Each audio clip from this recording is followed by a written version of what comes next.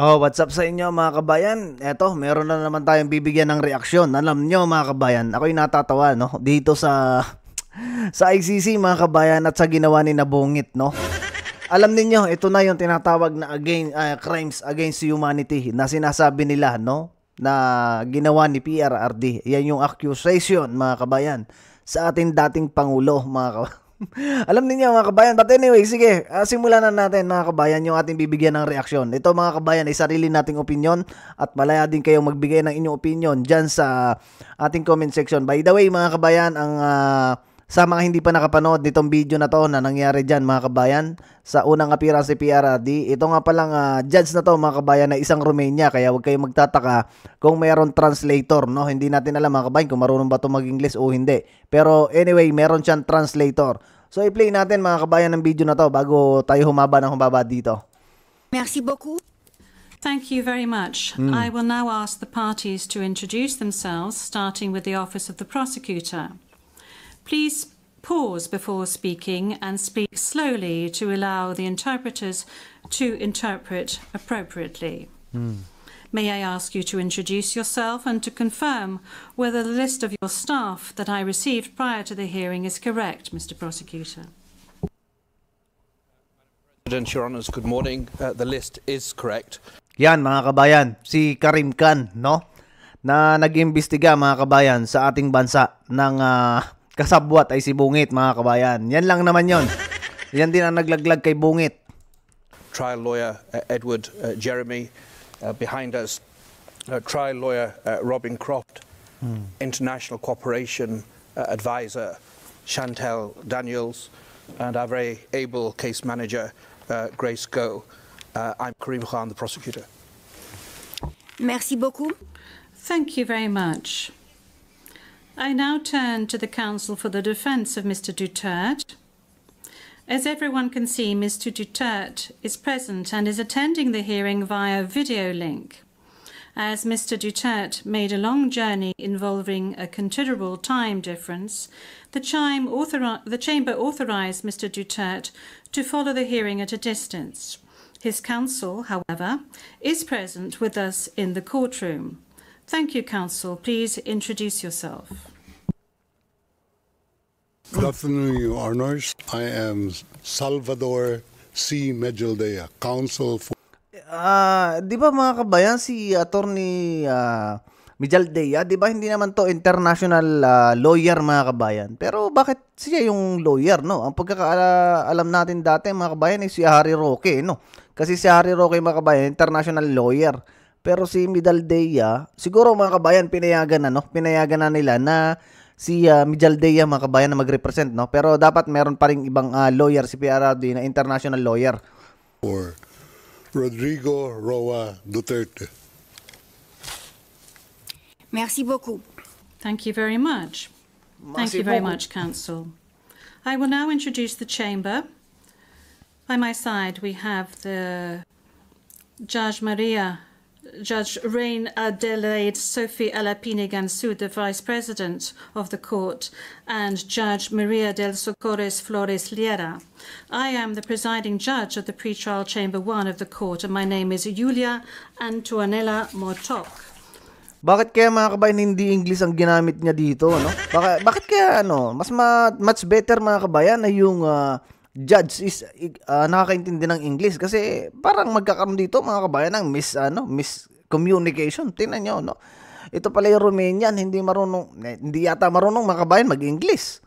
Now, I would like to speak to you, Mr. Duterte. I'm speaking French, but you are receiving interpretation of what I'm saying in English. I understand that you are at ease in the English language and that the interview yesterday at the detention center was conducted in English and that you did not deem it necessary to request interpretation into any other language during this interview. This said, I would like firstly to confirm your identity. Could you provide us with your full names, please? I am Rodrigo Roa Duterte. That's my first middle name is Roa. The surname is Duterte. Yung boses ni PRRD parang ano no, parang ramdam mo mga kabayan yung kumbaga parang ano, ang pangit mga kabayan na yung maghuhusga sa iyo ay ibang lahi, no? Hindi ko rin mga kabayan matanggap no na ganito ang sinapit ni PRRD na while yung kaso niya mga kabayan pwede namang gawin mga kabayan sa ating bansa. Kita ninyo no? Napakatanda na ng tao mga kabayan at dito pa no sa international court mga banyaga pa mga kabayan hindi ko matanggap talaga na banyaga pa ang maghuhusga sa dating pangulo na binansagan the Punisher ng Time Magazine at siya yung kauna-unahang presidente na from the beginning ng kanyang pamumuno mga kabayan ay mataas ang ratings ng mga Pilipino sa kanya hanggang siya matapos mga kabayan. Tapos ito ang inabot ng ating Pangulo ay grabe.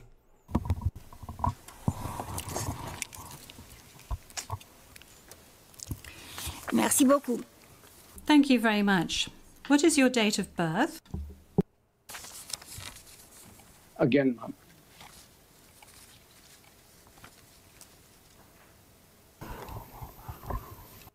Can we request that the question be repeated? I don't think he heard it.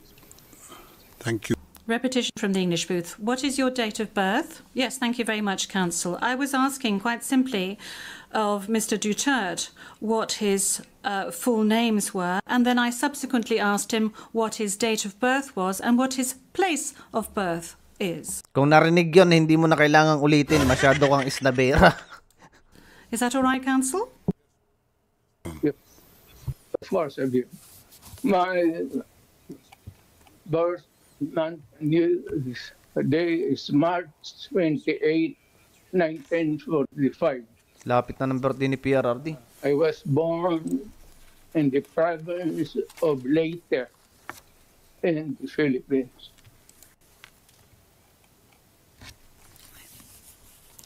Merci beaucoup. Thank you very much. As a preliminary point. Very well. Thank you, Mr. Duterte. As a preliminary point, it is useful to clarify the nature and limited scope of this first appearance hearing. Today's hearing is neither the start of the trial, nor is it a confirmation of charges hearing. During today's hearing, no evidence will be collected or presented, and the issues of Mr. Duterte's guilt or innocence will therefore not be addressed. In accordance with Article 61 of the Rome Statute, the Court's founding treaty, and Rule 1211 of the Rules of Procedure and Evidence, the main purpose of this initial appearance is to answer 3 questions.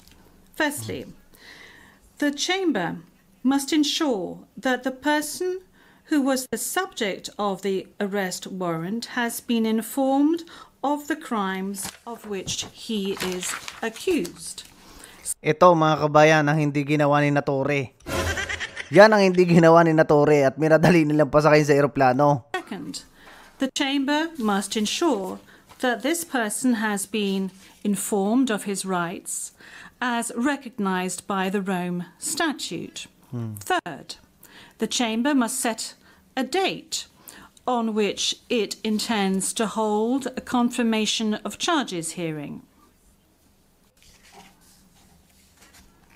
The Chamber notes that your counsel, Mr. Duterte, filed 2 motions, one in relation with today's hearing, and you may be aware that these 2 motions have not been accepted by the Chamber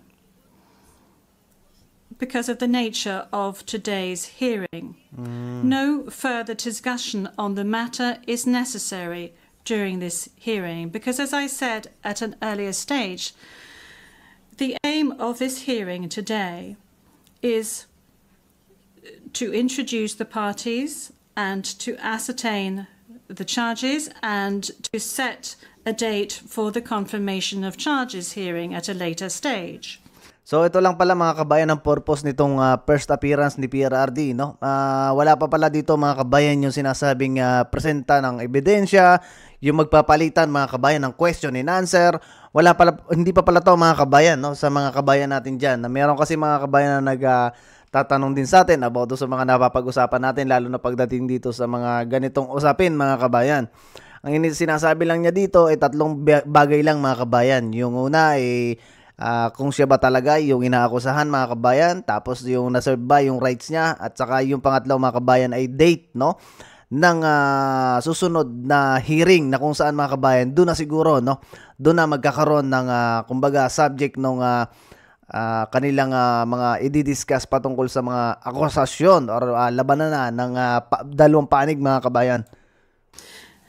With regard to the first point, I recall that Mr. Duterte has received a copy of the warrant for his arrest, and that a redacted version of the prosecutor's application for the issuance of the warrant of arrest is public. I will now ask the court officer to read the charges against him. The charges will be read in English. Please. Ito mga kabayan, ang exciting. Itong exciting, itong arrest warrant mga kabayan na hindi agad pinakita ni Torre mga kabayan. Yan, dyan tayo mga kabayan magkakatalo. Tuloy natin mga kabayan, exciting talaga tong hearing na to mga kabayan. Over to you, Madam Courtroom Officer. Thank you, Madam President, your honours. On 7 March 2025, pre-trial Chamber 1 concluded that there were reasonable grounds to believe that Mr. Duterte is criminally responsible pursuant to Article 25(3)(a) of the Rome Statute as an alleged indirect co-perpetrator for the crime against humanity. So ito mga kabayan, yung sinasabi ni Sas Rogando Sasot mga kabayan na co-perpetrator mga kabayan. Ito na mga kabayan, lumabas na, no? Sa kanilang mismong bunganga mga kabayan. Hindi si PRRD mga kabayan ang kumbaga sinasabi ni Sas, no? Na hindi si PRRD ang pinuno co-perpetrator, no? Sa Tagalog mga kabayan, hindi siya kumbaga, hindi siya 'yon, no? Sus Mariosep. Murder pursuant to Article 7(1)(a) of the statute as follows. A. Murder of at least 19 persons, allegedly drug pushers or thieves, killed by members of the Davao Death Squad in various locations in or around Davao. Tingnan niyo yung mukha ni PRRD mga kabayan, no? Taimtim niyang pinakikinggan mga kabayan yung sinasabing arrest warrant mga kabayan ng ating dating Pangulo. Tingnan niyo yung tsura ni PRRD. Di ko alam mga kabayan, baka natutulog na to, tinulugan na lang yung mga ICC kasi nonsense mga kabayan. Kumbaga, hindi siya walang kaano-ano itong kaso na to mga kabayan. City, Philippines between 2011 and 2016. B. Murder of at least 24 persons, allegedly criminals, such as drug pushers or thieves or drug users, killed by or under the supervision of members of the Philippines law enforcement, sometimes with the assistance of persons who were not part of the police, at various locations in the Philippines between 2016 and 2019. Kita mo mga kabayan ha? In suma total mga kabayan, 43 person, no? Yung napatay mga kabayan. At ang mga kaso ay nagda-drugs mga kabayan, alleged na nagda-drugs. Kasi siyempre mga kabayan, hindi nila sasabihin yan nagda-drugs. At alleged na magnanakaw yung kaso nung mga napatay mga kabayan. At ito ang dinidinig nila ngayon dyan, no? Sa ICC, International Court. Nakakahiya mga kabayan. Nakakaya tong ICC na to. Bakit nila tinake itong kaso na to ni PRRD na which is napaka mga kabayan, kumbaga hindi siya pang international pang ano lang siya mga kabayan, kumbaga pang country case lang. Isipin niyo mga kabayan, naaalala niyo yung Ampatuan Massacre mga kabayan, yung yung sa Ampatuan Massacre, Maguindanao Massacre, kung naaalala niyo yon mga kabayan, yun ay pasok mga kabayan siguro, no? Hindi nga mga kabayan masasabi natin yun ay massacre pero tinawag yung massacre mga kabayan, yung Ampatuan Massacre, Maguindanao Massacre. Kung maaalala nyo dyan mga kabayan, yung napatay noong 2029, November 23, 2009, ay 58 people mga kabayan ang napatay. In one day 58 people na innocents mga kabayan ang napatay dyan sa Maguindanao massacre na yan. At 32 na tao mga kabayan ay media personnel pa. O kita mo yan mga kabayan, ang napatay dyan Pero hindi yun mga kabayan dinala sa ICC. Kung yan pala mga kabayan 43 na yan ay crimes against humanity na, ay what more pa yung kay doon sa Ampatuan massacre, bakit hindi yun nabansagan na crimes against humanity? Isipin ninyo mga kabayan dating Pangulo na nagpatupad at gusto lamang niya mga kabayan na maging maayos ang ating bansa, mabawasan ang mga dorogista, mabawasan ang mga kriminal. Eto mga kabayan ang sinasapit, no? Dahil sa kagagawan ni Bungit mga kabayan. Yan yung kaso ni PRRD base doon sa binasa ng isang miyembro ng ICC na kung saan sinasabi dyan ay yun yung arrest warrant, no mga kabayan? Sus, Ginoo, kakahiya tong ICC na to mga kabayan. O tuloy natin. Mr. Duterte, I'm not going to ask you to stand up because I know your condition, so I'm going to allow you to remain seated. You have just heard the reading of the charges, which are in accordance with the content of the arrest warrant you received. This means that you have been informed of the crimes of which you are accused. And this concludes the examination of the first point mentioned above.